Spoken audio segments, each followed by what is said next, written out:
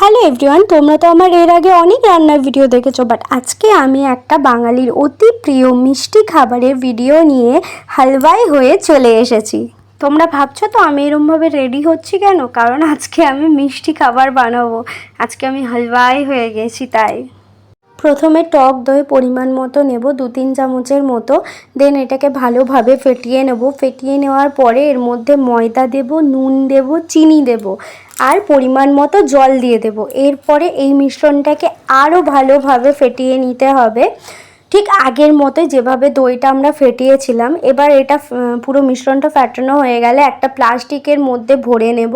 আমার জলের পরিমাণটা একটু বেশি ছিল, পরে আমি ঠিক করে নিই। প্লাস্টিকটা এরপর একটা গার্ডার বেঁধে নেব এবং কোণের দিকে একটা ছিদ্র করে রেখে দেব।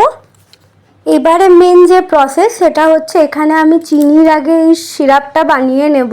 তার জন্য চিনিটা প্রথমে নেড়ে নিলাম, দেন জল দিলাম এবং এটা ভালো করে ফোটাবো। ফুটিয়ে ওপর থেকে অল্প একটু কেশর দিয়ে দেবো কালারটার জন্য, কারণ আমার কাছে কোনো ফুড কালার ছিল না। দেন দেখো এইটা ভালো করে ফোটালেই রসটা তৈরি।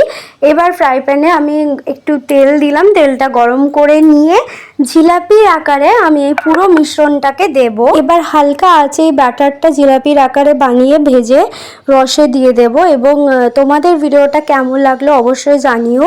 আর দোকানের মতো আমি অত মোটা জিলাপি বানাইনি, আমি একটু সরুই বানিয়েছিলাম। এটা আমার ফার্স্ট বানানো ছিল, এরপরেরগুলো বাকি যেগুলো ছিল প্রপার জিলাপি হয়েছিল।